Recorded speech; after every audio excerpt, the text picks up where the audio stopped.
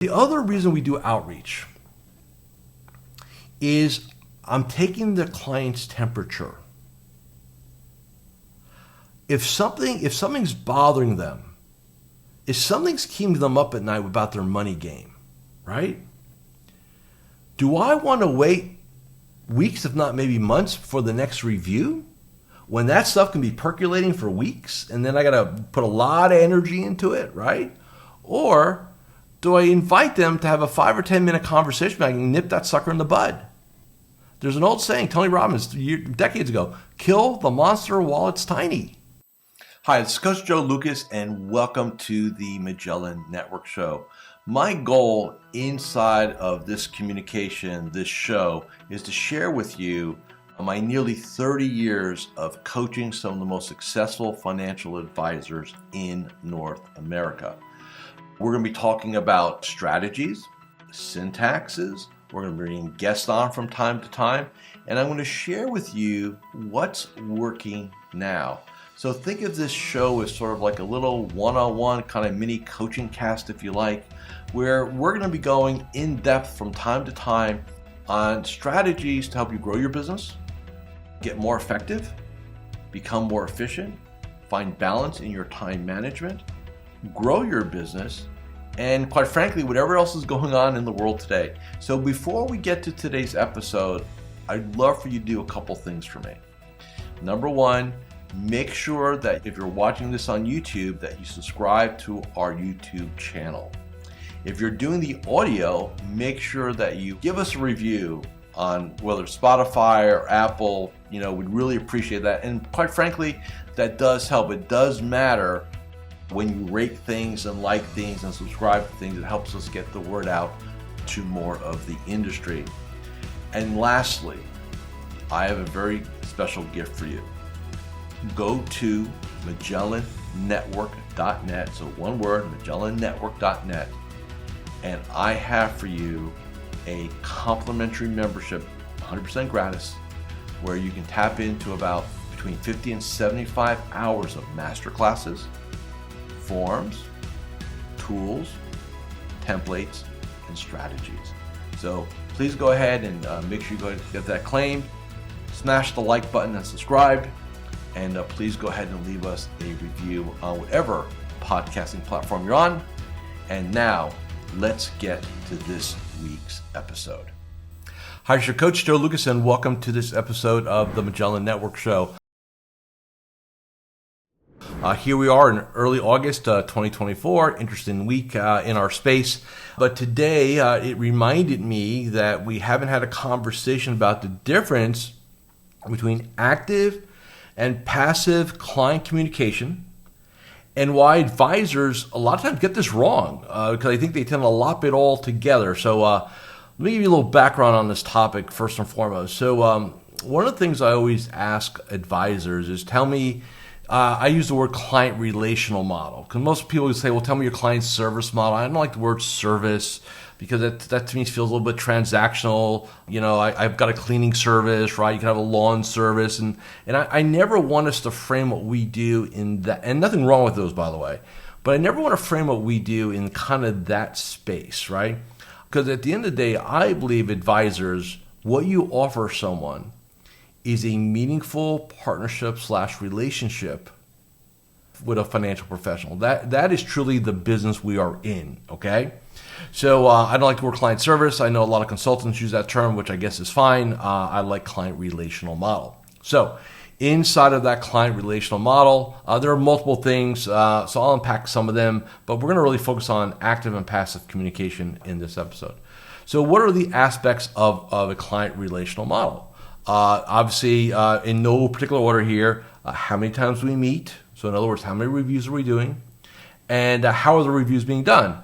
Are they all in person? Are they all virtual? Is it a combination of the two? So, think about reviews, because those, let's face it, for advisors, for you guys, review slotting, that is the heavy lift, right? Because there's only so many review slots a year. Hopefully you've got that figured out.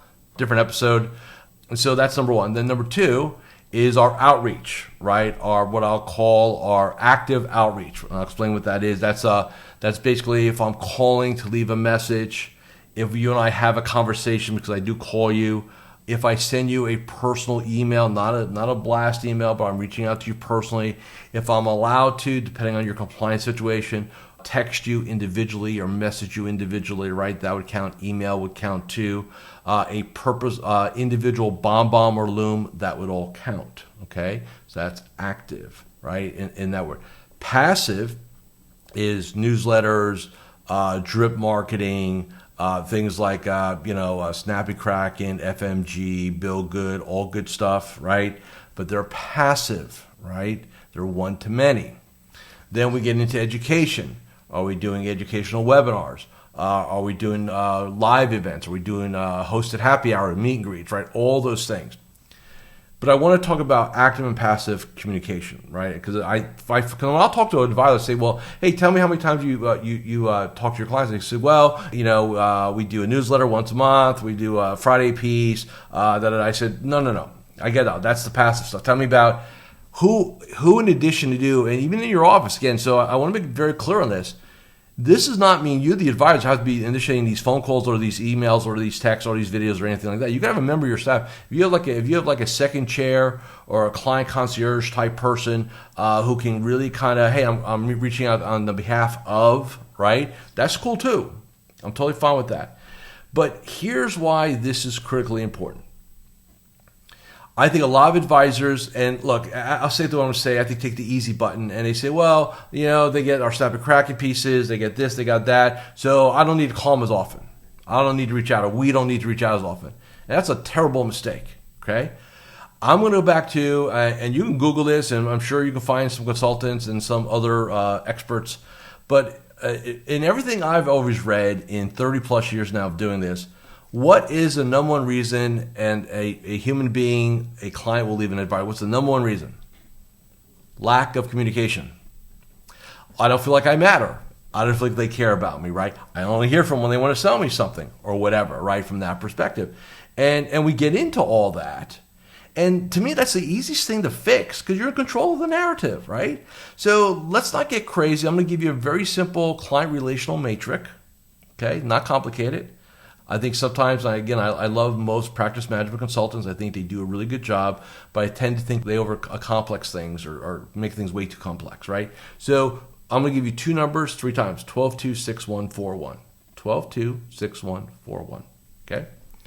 So, and I'm gonna have a client relational model that has 3 segments to it, right? So I'm going to have AAA, AA, single A. Pretty simple, right? If you want kind of a ballpark concept, this is by revenue. Again, these are just swaggy. It's not like there's always exceptions to rules, but the baseline rules are going to be your top 20% of T12 revenue is going to be your AAA. The next 40% tranche is going to be your AA, and then the next 40% tranche is going to be a single A. So 40, 40, 20 equals 100, right? There we go. So on the 12-2s, the 12 is proactive outreaches, not how many times they get a newsletter. Right? How many times they get a global Snappy Kraken piece or Bill Good piece. Now, we're not talking about that. We're talking about is you or a member of your team reaches out to them in one of several modalities. We'll talk about modalities in a second. Where you're going to check in with them. How are you doing? Right? And I'll give you the language in a little bit. It's not complicated. It's like a 20-second voicemail, quite frankly. Maybe 30 seconds if we slow it down a little bit.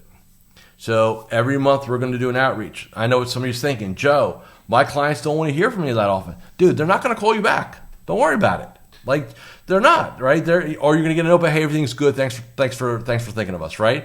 Remember something. The number one reason people leave advisors is they feel the advisor doesn't care about them. All right? That's the simplest thing to do is that. And yet we have this gap in our thinking and our concept about what to do. Okay, so 12. All right, every month we're going to do that. Have a member of our team do it. And like I said, before we're done with this episode, I'm going to give you some language around this. Don't hang in there. The 2 are reviews. So in this case, semi-annual review. Right? Maybe you're doing them live. Maybe you're doing one on Zoom. Maybe you're doing them both. Doesn't matter. Modality again is irrelevant to me. I find a lot of advisors over-review and under-communicate to their clients.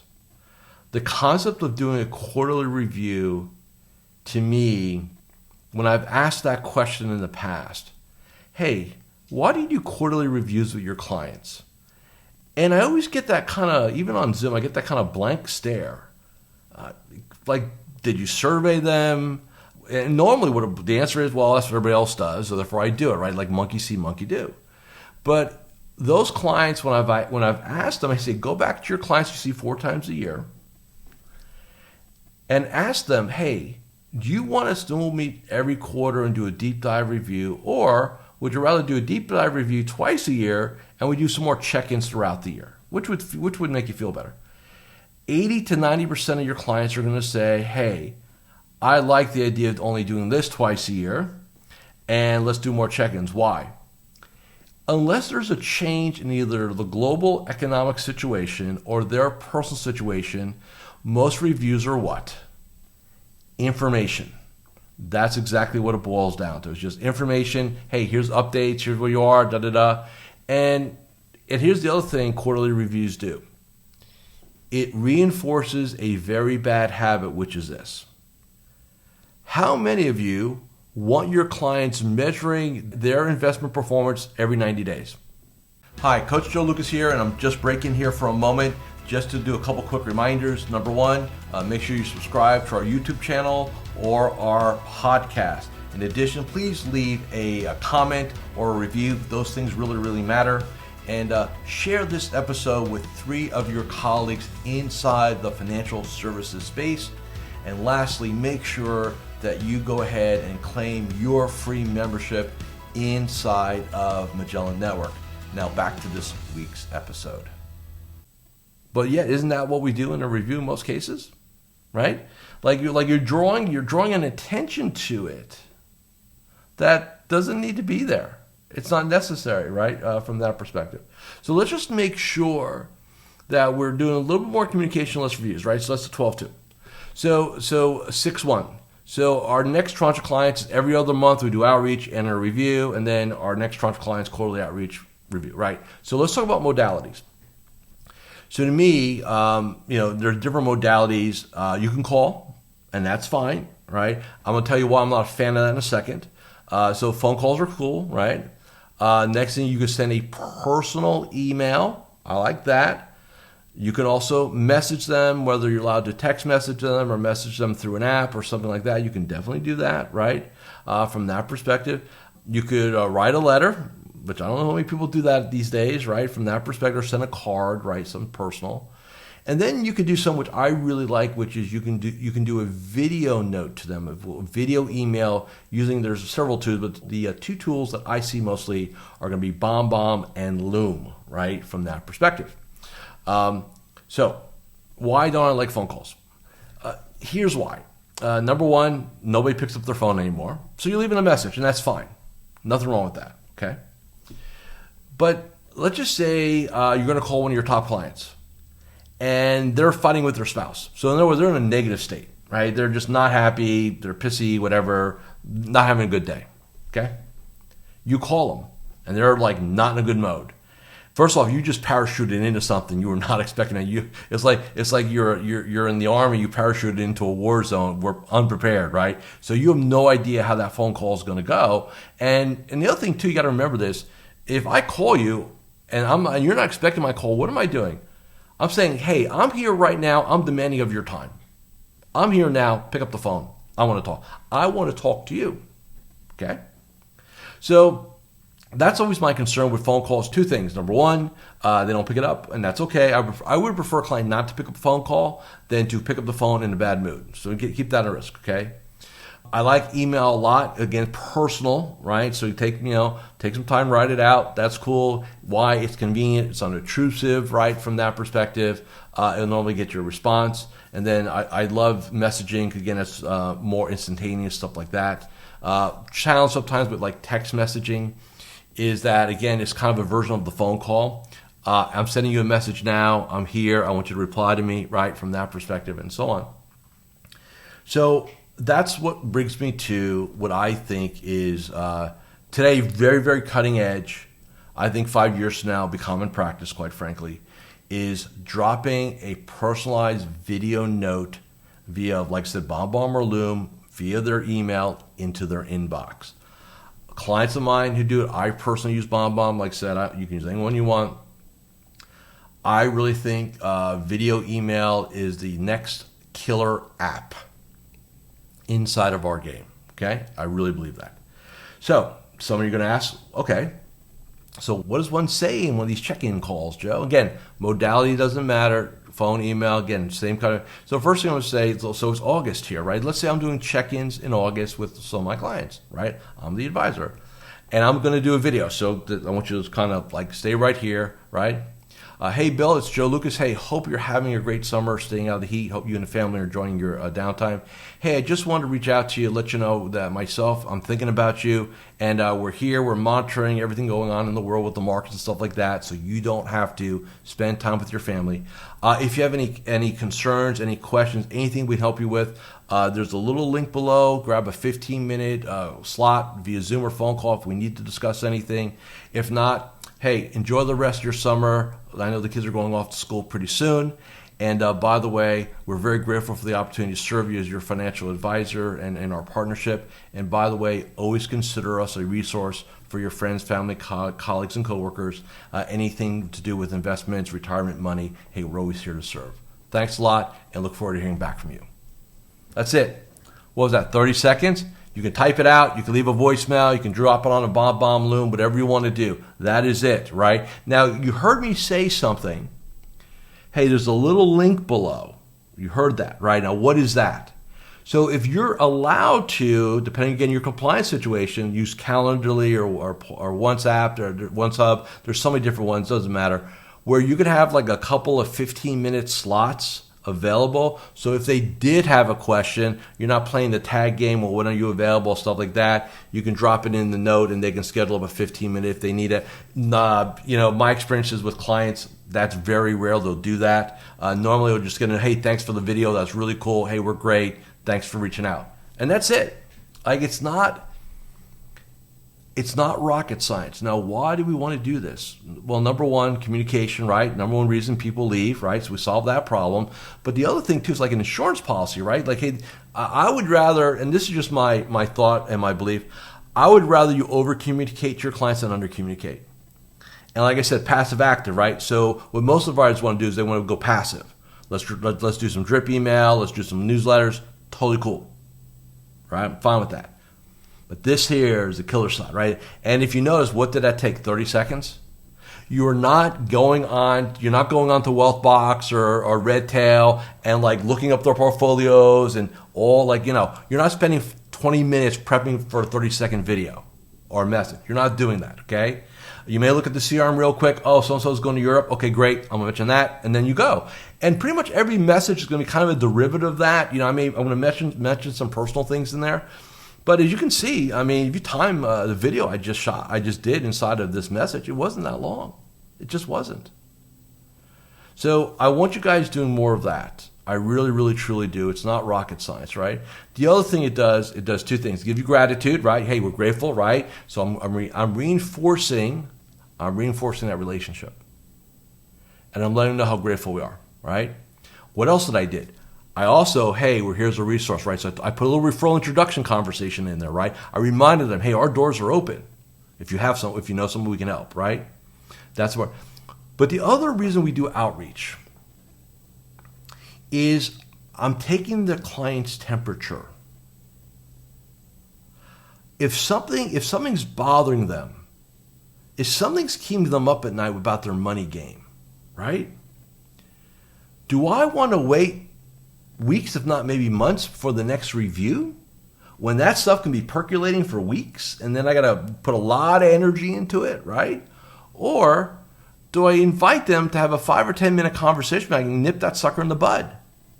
There's an old saying, Tony Robbins, decades ago, kill the monster while it's tiny. Do not let the monster grow, right? You don't want a little thing like getting over time, and it's going to be all this energy and time. And remember something, if a client calls you, I want you to understand this is really important. Then we'll get you guys out of here. This is really important. If a client calls you upset or freaked out or super concerned about something, they didn't get that emotion in that moment and picked up a phone. I mean, very, very rare. It's like maybe 5%. What happened is they had this little thing and they thought about it and maybe they read it or talked to somebody and got a little bigger. They read it, talked to somebody, and it kind of grew and it grew and it grew to kind of hit that we call the threshold. And then in that threshold moment is when they decide, oh, I got to call my person. And they're like, and they sleepless nights, right? Uncertainty, and who knows what, right?